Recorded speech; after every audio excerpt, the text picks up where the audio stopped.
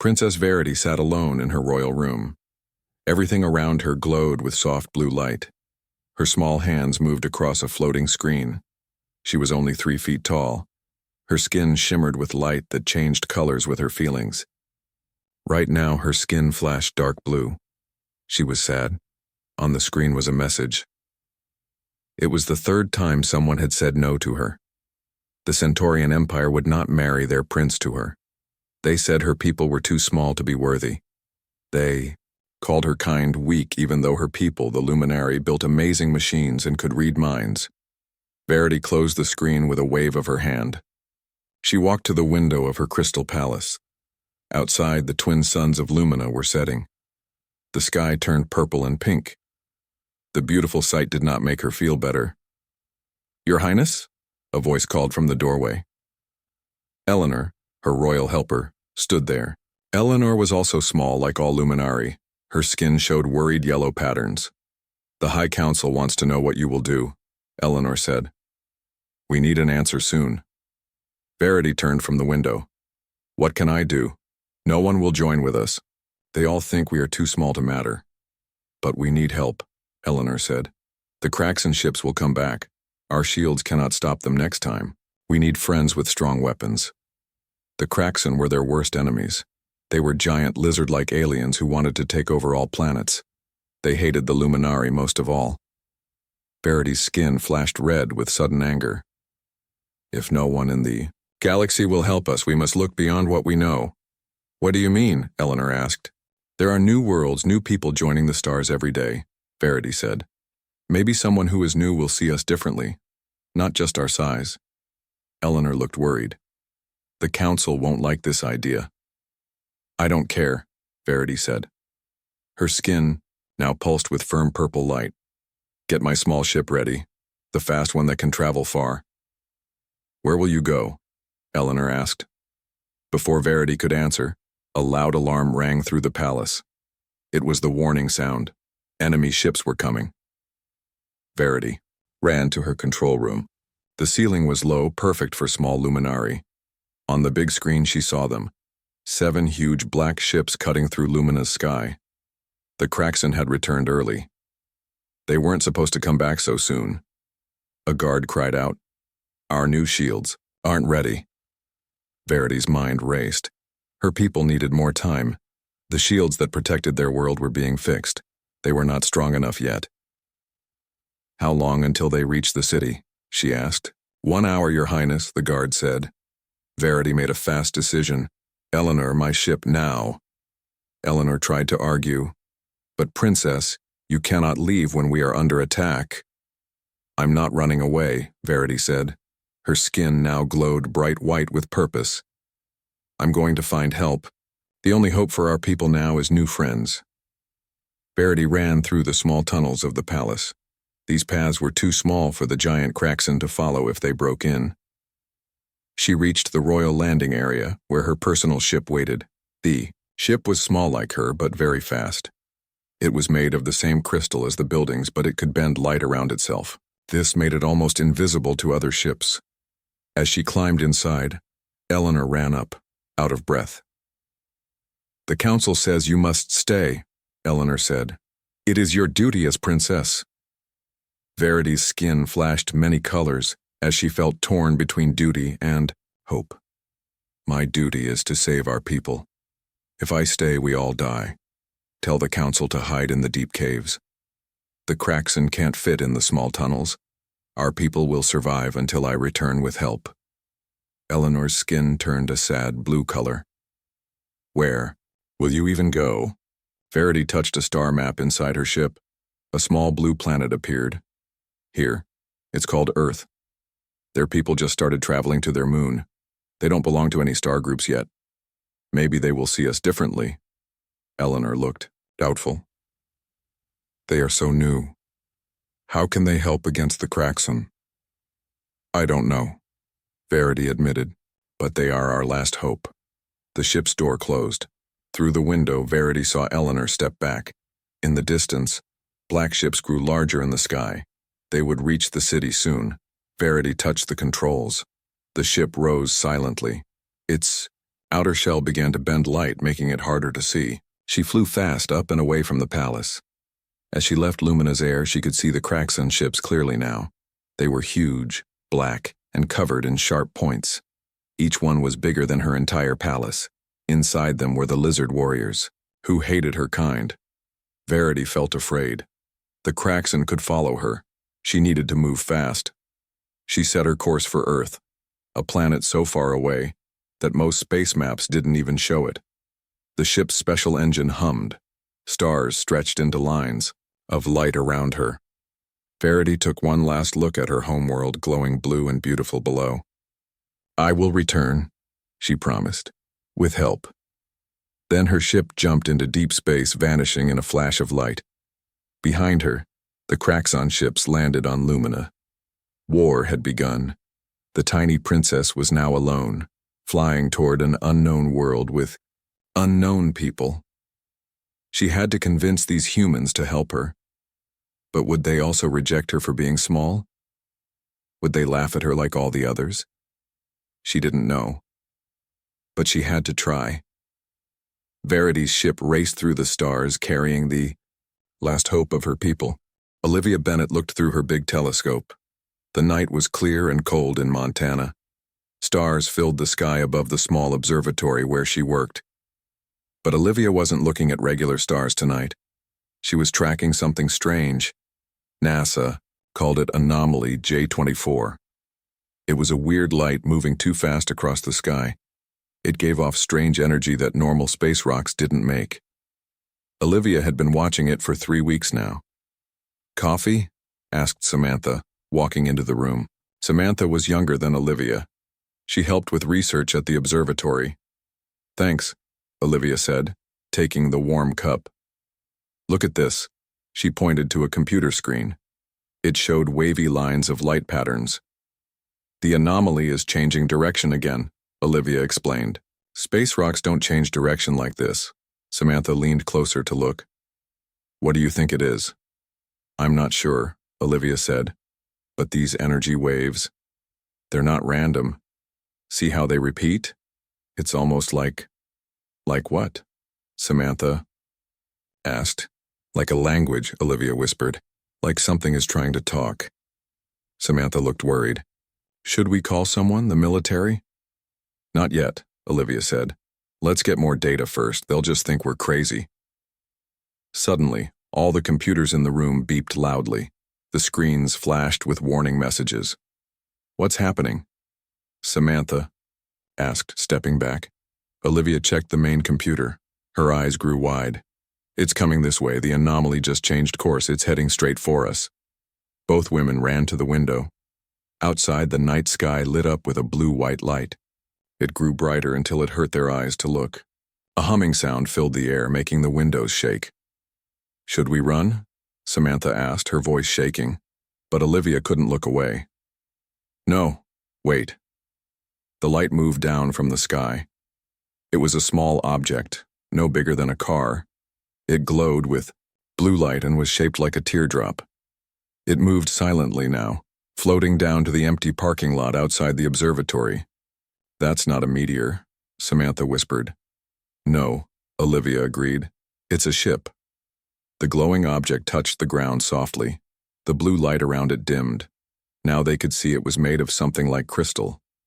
It was beautiful, catching and bending the moonlight. "We should hide," Samantha said, pulling at Olivia's arm. But Olivia stood firm. "This could be the most important moment in human history. I'm not hiding." A door opened in the side of the crystal ship. Light poured out from inside. Then a figure stepped out. Both women gasped. The figure was tiny, only about 3 feet tall. It glowed with soft light that changed colors across its skin. The being looked almost human in shape, but smaller, more delicate. It had large eyes that reflected light like mirrors. "It's so small," Samantha whispered. The little being looked around, then up at the observatory window where they stood. It saw them watching. For a moment, no one moved. Then Olivia made a decision. She walked to the door. "What are you doing?" Samantha hissed. "Making first contact," Olivia replied. Her heart beat fast, but she wasn't afraid. She was excited. Olivia walked outside into the cold night air. The small being watched her approach. As she got closer, she could see it better. The alien looked female in some way, with a face that seemed almost kind. Her skin changed colors, now showing patterns of green and blue that moved like waves. Olivia stopped a few steps away. She slowly raised her hand in greeting. "Hello," she said. "Welcome to Earth." The small alien tilted her head. She raised a small device in her hand. She spoke, but the sounds weren't like any language Olivia had heard. They were musical, like bells and water. Then the device in the alien's hand glowed. It spoke in English. "I seek asylum and alliance," the device translated. "My world falls to conquerors as I speak. I am Verity, Crown Princess of Lumina." Olivia couldn't believe what was happening. An alien princess was asking for help. "Are you in danger?" Olivia asked. The alien, Verity, nodded. Her skin flashed, with red patterns. "The Kraxan Dominion attacks my world. They will follow me here when they discover I have fled. I searched for a world not yet known to them. Your Earth is not on their star maps." "Why us?" Olivia asked. "We're not very advanced, compared to, well, you have a spaceship." Verity's skin shifted to a soft purple. "All advanced worlds have rejected alliance with my kind. They see our small size and think us weak. I hoped a newer world might judge differently." Samantha had joined them now, standing nervously behind Olivia. "You're running from a war?" Samantha asked. "I seek help to win a war," Verity corrected. Her small chin lifted proudly. "My people hide in caves too small for Kraxan to enter, but we cannot hide forever." Olivia made a quick decision. "Come inside. It's cold out here and we have many questions." Verity looked surprised. Her skin flashed yellow briefly. "You are not afraid of me?" Olivia smiled. "I'm a scientist. I'm curious, not afraid. In my travels, most beings see my size and dismiss me," Verity said. "You are the first to invite me in so quickly." "On Earth, good things often come in small packages," Olivia said. "Please come inside. We should call some people, but first let's talk." Verity nodded and followed them into the observatory. Her small steps were graceful, and her skin glowed softly in the dark hallway. Inside, they sat in the break room. Verity climbed onto a chair, her feet dangling above the floor. She looked around with interest at everything. "Your world is built so large," she said. "To us, you're small," Samantha said. "But that doesn't matter." Olivia had so many questions. "Where is Lumina? How far did you travel to get here?" Verity touched her device. A map of stars appeared in the air above the table. It showed their galaxy, but with many more stars than human maps showed. Verity pointed to a star near the edge. "Lumina orbits this star. It took me 20 of your Earth days to travel here, using our fastest drive." Olivia's mind raced with the implications. This small being had technology far beyond Earth's. "These Kraxan," Olivia said. "Why do they attack your world?" Verity's skin darkened. "They hate what they fear. My people are small, but our minds are powerful. We can move objects with thought. We can speak mind to mind. The Kraxan fear these gifts." "You're telepathic?" Samantha asked with wide eyes. "Only with other Luminari," Verity explained. "But yes, this is why I need help. My people cannot fight the Kraxan alone. They are too big, too strong in body. But with allies who are not afraid of us, we could win." Olivia thought for a moment. "I need to call some people. This is bigger than just us." "Will your leaders help?" Verity asked. Her skin showed hopeful blue patterns. "I don't know," Olivia admitted. "But humans have helped the small and weak before. It's in our better nature." Verity stood on her chair. She was tiny, but somehow seemed very strong in that moment. "I am not weak," she said firmly. "My people are not weak. We are small. There is a difference." Olivia nodded with respect. "I understand. Let me make some calls." The world needs to know about you, Princess Verity. As Olivia reached for the phone, she wondered how Earth would react to their tiny visitor. Would they see past her size to the advanced being she was? Or would they make the same mistake as the other worlds? Either way, everything was about to change. The stars were no longer just lights in the sky. They were filled with life, war, and a princess who had crossed space to find them. Time was running out. All across Earth, people worked without stopping. The news had spread worldwide. Giant alien ships were in the sky. They wanted the tiny alien princess who had come to Earth. If they didn't get her by tomorrow, they would attack. In the military base, Princess Verity hadn't slept in over 30 hours. Her skin, normally bright with changing colors, now glowed dimly. She was tired, but she kept working. Verity stood on a table covered with tools and parts from her ship. Next to her, Olivia and Alex worked on connecting Earth technology to Luminari, crystal devices. The main problem is power, Olivia said, wiping sweat from her forehead. Your shield technology needs more energy than our whole planet makes. Verity nodded. Her small hands moved quickly, connecting wires to a glowing crystal. On Lumina, we use the energy of our minds to boost the power. All Luminari can channel mental energy. Alex looked up from his work. But there's only one of you here. Yes, Verity said. Her skin showed tired gray patterns. I will have to channel. Enough for the main shield node, then your power grid can spread it worldwide. Captain Heather Walsh walked into the room. She looked just as tired as everyone else. Update? She asked. Alex stood up straight. We've connected to power stations in 43 countries. The satellite network is ready. We're building the main controller now. Heather nodded. The Kraxan commander wants to talk again. He's getting impatient. On a screen nearby, the lizard-like face of War Commander Drax appeared. His yellow eyes seemed to burn with anger. Humans, he growled. You test my patience. 16 of your Earth hours have passed. Where is the Luminari Royal? Heather stepped in front of the camera. We're still discussing your demands, Commander. This is a big decision for our world. Drax laughed, showing rows of sharp teeth. There is no decision. Give us the tiny princess or die. You're primitive. Weapons cannot harm our ships. From behind Heather, Verity's voice called out. Let me speak to him. Heather moved aside.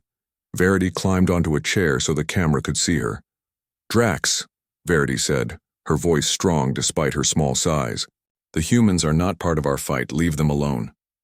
They became part of our fight when they hid you, Drax said. After we finish Earth, we will complete our work on Lumina. Verity's skin flashed with alarm. What do you mean? Your people thought their small tunnels would save them. Drax smiled cruelly. We found a way to flood those tunnels with poison gas. Luminari are becoming extinct as we speak. Verity's skin turned completely white with shock. She swayed on her feet. Alex quickly moved to steady her tiny body. You're lying, Verity whispered. See for yourself, Drax said. The screen changed to show a terrible sight. The beautiful crystal cities of Lumina were broken and burning. Dark, smoke rose from the ground where gas was being pumped into small openings. No! Verity cried out. Her skin flashed with painful red and black patterns. The screen returned to Drax's face. You have 8 more hours. Then Earth joins Lumina. The screen went black. The room was silent. Then Verity spoke, her voice shaking. We need to work faster. I won't let another world die because of me. It's not because of you, Alex said gently. The Kraxan are the killers, not you. Verity looked up at him with large, sad eyes. But they follow me. First my world, now yours. Then we stop them here, Olivia said firmly. For Lumina and for Earth. They returned to work with new urgency. All around the world, engineers connected power plants to new devices built with Luminari designs. Satellites were reprogrammed to create a network around the planet. Everything would connect to the main controller that Verity was building. 6 hours later, they were ready for a test. In the main control room of the base, a large crystal device sat in the center. It was connected to computers and power cables that ran out of the building. "The network is ready," a technician reported. "All power stations are connected, satellites are in position." Heather looked at Verity. "What now?" "I must connect to the crystal," Verity explained. "My mind will channel energy to start the shield. Once it begins, your power grid will keep it running." "Is it dangerous?" Olivia asked with concern. Verity's skin showed ripples of dark blue. "Yes. No luminary has ever tried to power a planetary shield alone. It might be too much for me." Alex stepped forward. "There has to be another way." "There isn't," Verity said simply. "This is why the Kraxen fear us. Not our size, but what our minds can do." Verity approached the crystal device. It was about as tall as she was. She placed her small hands on it. Immediately, the crystal glowed, brighter. "Start the power flow," she instructed. Technicians pressed buttons. Computers hummed louder. The room's lights dimmed as power flowed into the crystal. Verity closed her eyes. Her skin began to glow brighter than they had ever seen before. The colors swirled and pulsed rapidly. She seemed to be in pain. "Is she okay?" Heather asked with worry. "I don't know," Olivia answered. "Her kind can channel mental energy, but this is a lot of power." On the screens around the room, they could see the Kraxen ships moving. They were taking positions around Earth, preparing to attack. 2 hours until their deadline, someone reported. Verity made a small sound of pain. The crystal under her hands was now glowing so bright it hurt to look at it. Her small body shook with effort. "Something's wrong," Alex said. "She can't handle this alone." Suddenly, Verity's eyes opened wide. "I can feel them," she whispered. "Feel who?" Olivia asked. "My people," Verity said in wonder. "Some survived. I can feel their minds through the crystal network." Her face showed surprise and hope. "They're channeling energy too, helping me from Lumina." The crystal pulsed with new light. On the screens they could see energy readings climbing higher. "The shield is forming in the upper atmosphere," a technician reported with excitement. Outside the base, people looked up in awe. A beautiful curtain of light, like the northern lights but brighter, began to spread across the sky. It moved like a wave covering more and more of Earth. In the control room, Verity continued to channel energy. Her tiny body glowed with power. The crystal network hummed louder. "Shield coverage at 40% of the planet," someone reported. On another screen, they could see the Kraxen ships. They had noticed the shield forming. The ships were moving, turning their weapons toward Earth. "They're going to fire early," Heather shouted. The largest Kraxen ship opened ports on its side. Bright energy gathered there, building for a massive attack. "Shield coverage at 60%, the technician said. "Not enough."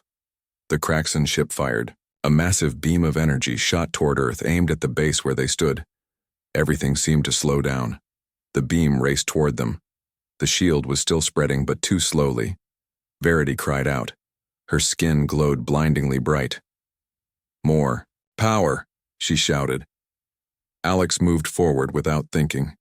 He placed his hands on the crystal next to Verity's small ones. "What are you doing?" Olivia cried out. "Helping her," Alex said through gritted teeth. "She said it's mental energy. I'm giving her mine." As his hands touched the crystal, the shield surged faster. Verity's eyes widened in surprise. "I can feel your thoughts," she whispered to Alex. "How is this possible?"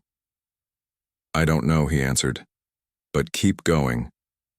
Others in the room stepped forward. One by one, they placed their hands on the crystal or on each other's shoulders, forming a chain of contact. "Shield coverage at 85%, 90%. The technician counted. The Kraxen energy beam was seconds from impact. 95%, 98%, 100%. Full coverage. Just as the beam reached Earth, it hit the completed shield. The entire sky lit up with blinding light as the energy spread across the shield instead of breaking through. When the light faded, the shield still stood. Earth was protected. In the control room, people cheered. Verity slowly removed her hands from the crystal. She was exhausted but smiling. Her skin glowed with soft golden light. It worked, she said with wonder. A human helped channel luminary energy. This has never happened before. Alex looked at his hands in surprise. I felt something, like electricity but in my mind. The luminary and humans might be more compatible than anyone knew, Olivia said thoughtfully. On the screens they could see the Kraxan ships firing again and again. Each time their weapons splashed harmlessly against the shield. Heather smiled grimly. Let's talk to Commander Drax again. I think we have something new to discuss. 1 year had passed since the day Earth first faced the Kraxan ships. The world had changed forever. Humans now knew they were not alone in the universe, and they had made their first alien allies, the tiny but powerful Luminari. On a bright morning, Princess Verity stood on the bridge of a new ship. It was called the EDS Harmony, Earth Defense Ship Harmony. It was the first spaceship humans had built using Luminari crystal technology. The ship was beautiful. Its walls were partly clear crystal that bent light in rainbow patterns, but it also had strong metal parts built by humans. It was a perfect mix of both worlds' best ideas. Verity looked out through the large front window. Earth was below them, blue and green and swirled with white clouds. The ship was in orbit, almost ready for its first big journey. Nervous? Asked a voice behind her. Verity turned to see Alex Morgan walking onto the bridge. Over the past year, Alex had become Earth's main contact with Verity. They had worked together every day to build this ship. A little, Verity admitted. Her skin showed light yellow ripples, a sign of excitement mixed with worry. It's been a year since I left Lumina. I don't know what we'll find when we return. Alex sat down in a chair next to Verity's raised platform. Even sitting, he was still taller than she was standing up. Your people are survivors, Alex said. You found those who escaped the gas attacks. They're still fighting. Verity nodded. After the shield had protected Earth, they had made contact with Luminari survivors. Small groups had escaped to underground cities that the Kraxan hadn't found. They were safe for now, but running out of food and supplies. The Harmony is ready, Alex continued. Faster than any ship humans ever dreamed of building, and armed with weapons the Kraxan won't expect. Verity smiled up at him. Over the months, something unexpected had grown between them. Despite coming from different worlds and their huge size difference, they had formed a deep bond. Verity's skin often showed soft pink patterns when Alex was near, the luminary color for affection. I never thought when I fled to Earth that I would be returning with an ally, Verity said. Most worlds laughed at the idea of helping the tiny luminari. Their loss, our gain, Alex said simply. Size has nothing to do with worth. The door to the bridge opened. Captain Heather Walsh walked in, followed by Dr. Olivia Bennett and several crew members. All wore the new blue uniforms of the Earth Defense Force. Final preparations are complete, Heather announced. We launch in 1 hour. Olivia came to stand near Verity. The medical supplies are loaded. Enough food and medicine for all the luminary survivors we can find. And weapons? Verity asked. Heather nodded firmly. 20 crystal cannons built to your specifications, each one powered by both luminary mental energy and Earth electricity. The Kraxan won't know what hit them. A communication officer spoke. Up. Captain, we're receiving a transmission from the Galactic Confederation representatives. After Earth had successfully defended against the Kraxan, other alien species had taken notice. 3 representatives from the Galactic Confederation, a group of allied worlds, had arrived last week. Put them through, Heather ordered. On a large screen, 3 alien faces appeared. One was tall and blue with 4 eyes. Another had gray skin and a wide, flat head. The third looked almost human except for silver skin. Greetings, Earth leaders, the blue alien said. We have observed your preparations with interest. Hello, Ambassador Zoran, Heather replied. We're about to depart for Lumina as planned. The silver-skinned alien spoke next. The Confederation remains concerned. Earth is new to space travel. The Kraxan Dominion has conquered 17 worlds. This mission is extremely dangerous. Verity stepped forward so the camera could see her. With respect, Ambassador Teller, Earth has already proven stronger than you expected. Their shield technology stopped the Kraxan fleet completely. The flat-headed alien made a sound like a cough. Only because you were there, Princess Verity. One luminary to channel mental energy. No, Alex interrupted. That's not entirely true. Humans helped channel energy too. We discovered our species are compatible in ways no one expected. The ambassadors looked surprised. This was new information to them. Impossible, Ambassador Zoran said. Human brains cannot process mental energy the way luminary can. We did it, Olivia said firmly. And we've been training more humans to do it better. The crews of the Harmony can all channel at least some energy to the ship's systems. The ambassadors spoke quietly among themselves. Finally, the Silver One spoke again. This is unexpected. If humans and Luminari can truly combine their abilities this way, you may have a chance against the Kraxan. We're not asking permission, Heather said politely but firmly. Earth has voted to help our allies. The Harmony launches today. Ambassador Teller nodded slowly. Then know this. 3 other worlds have contacted the Confederation since you repelled the Kraxan attack. They wish to open discussions with Earth. Your defense of the Luminari has made other worlds take notice. Verity's skin flashed with bright gold. Pure joy. Which worlds? The Centaurians, the Vega Alliance, and the Pleiades Network, Zoran answered. All had previously refused alliance with Lumina due to size considerations. Alex smiled. Seems they're rethinking that position. We will observe your mission with great interest, Ambassador Teller concluded. May your journey be successful. The screen went dark. Heather turned to the crew. Take your stations. Final launch preparations. As the crew moved to their positions, Verity looked up at Alex.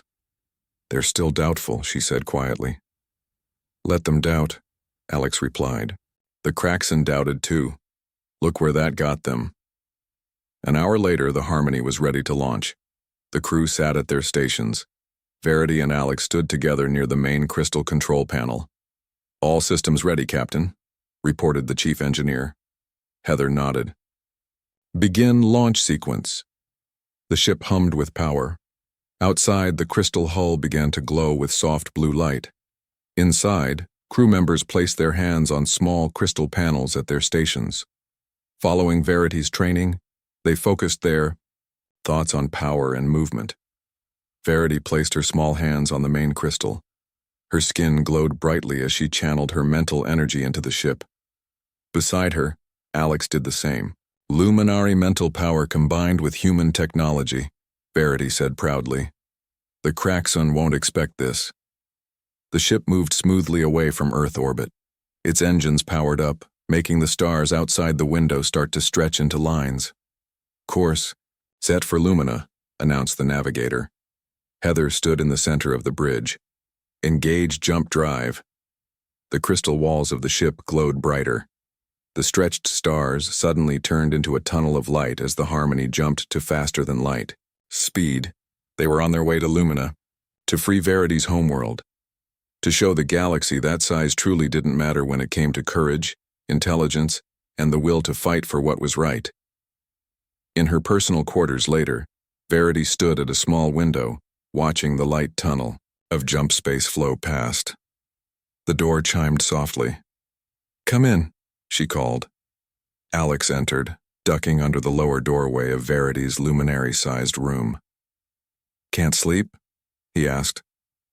Too much to think about, Verity answered. My world, my people, this new alliance. Alex sat on a small chair. Even then, his eyes were level with Verity's as she stood. When I ran from Lumina, Verity said quietly, I was called the rejected princess, the tiny ruler no one wanted as an ally. And now? Alex asked. Now they call me the princess who found true friends, Verity said. Her skin glowed with warm colors. The one who showed the galaxy that judgment based on size is foolish. Alex smiled. On Earth we have a saying, the bigger they are, the harder they fall. I like that, Verity said. The Kraxen are about to fall very hard. She looked out at the flowing lights of jump space again. Do you think we can win? Really win? Do, Alex said firmly. The Kraxen are strong, but they're also arrogant. They never expected Earth to fight back. They never expected humans and Luminary to work together. No one did, Verity agreed. In all the galaxy's history, there has never been an alliance quite like ours. And that's why we'll win, Alex said. Because we see value beyond size or appearance. We judge by actions, by mind, by heart. Verity's skin glowed with soft pink, the color of deep affection. She reached out her small hand. Alex took it gently in his much larger one. When we reach Lumina, Verity said, we will show the galaxy what true strength looks like. The Harmony continued its journey through the stars, carrying the unlikeliest alliance the galaxy had ever seen. A tiny princess and the humans who had looked beyond size to see greatness. Together they raced toward a battle that would change the future of two worlds, and perhaps the entire galaxy. In the vastness of space, size truly didn't matter. Only courage, friendship, and the willingness to stand together against those who would judge by appearance alone. 3 months had passed since Princess Verity arrived on Earth. The world had changed quickly. At first, only a few government people knew about the tiny alien visitor. Then more people were told. Scientists, military leaders, and important government. Workers all came to meet her. Verity now lived in a special building on a military base. It wasn't a prison. She was free to move around, but the building was guarded to keep her safe. Inside, rooms had been made smaller to fit her size. Humans had to duck to enter her living space. Captain Heather Walsh walked down the hall to the main meeting room. She carried a folder with important papers. As the leader of the new United Earth Defense Force, she had been working with Verity every day. Today was an important meeting. Heather entered the big room. Around a table sat 12 people, scientists, military officers, and government officials. At the end of the table, sitting on a raised chair, was Verity. The tiny princess wore a simple blue outfit that matched the blue glow of her skin. Good morning, Heather said to everyone. Let's begin. On a big screen on the wall, pictures appeared. They showed parts of Verity's ship and strange technology that humans had never seen before. Princess Verity has shared technology beyond what we imagined, Heather said. Our scientists are just beginning to understand it. Dr. Olivia Bennett stood up. She had been the first human to meet Verity and now led the science team. The crystal material of her ship can bend light around it, Olivia explained. This makes it nearly invisible. We're trying to learn how it works, a man in a military uniform spoke up.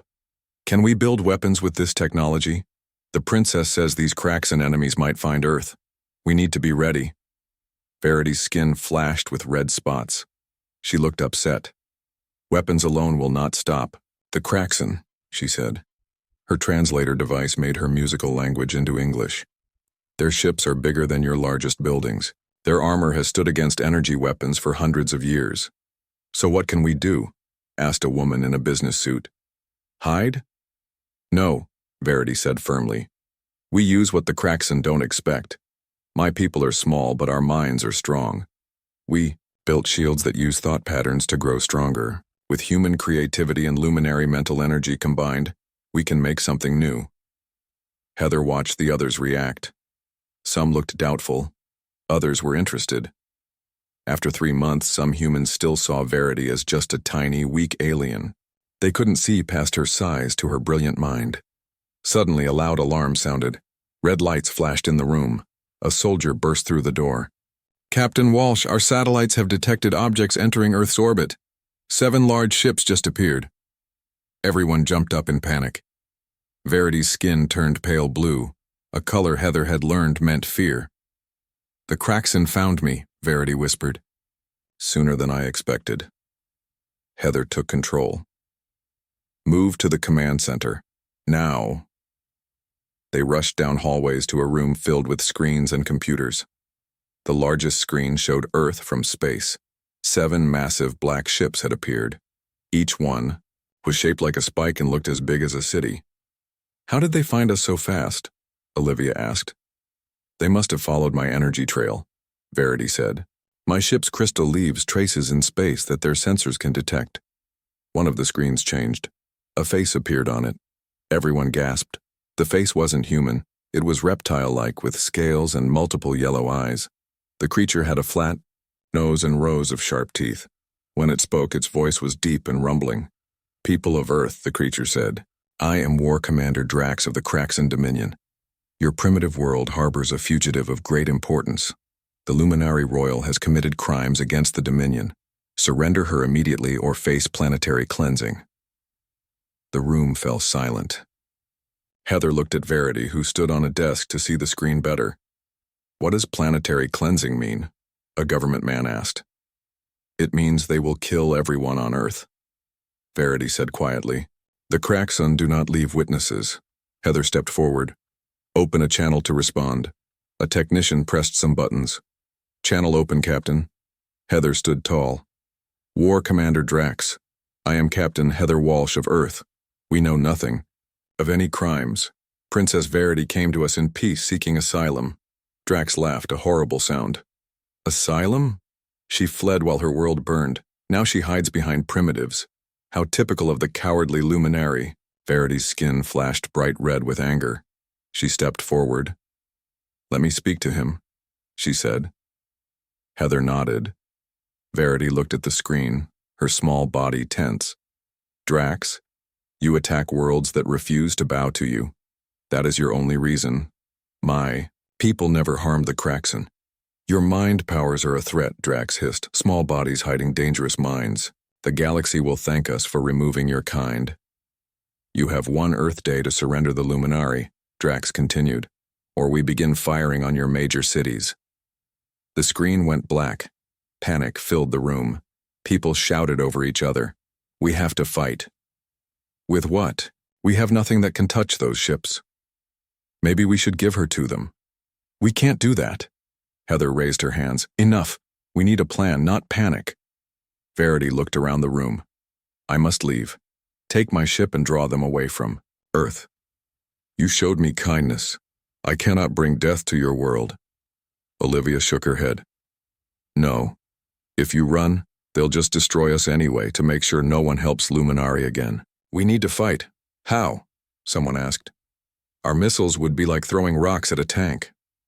From the back of the room, a quiet voice spoke. We use what the princess brought us. Everyone turned. Lieutenant Alex Morgan stood there. He was tall and had been one of Verity's guards for the past months. He rarely spoke at meetings. The crystal technology, Alex continued, and the princess's mental energy systems. We've been studying them for months. We might have enough to create a shield. Verity looked at him with surprise. Her skin showed swirls of purple, a color that meant deep thought. It would take weeks to build enough generators, she said. Not if we use what Earth already has, Alex said. He walked to a computer and brought up a map.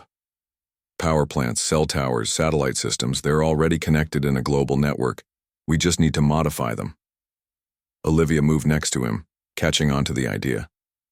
A worldwide shield, using Earth's existing power grid, rewired with Luminari technology.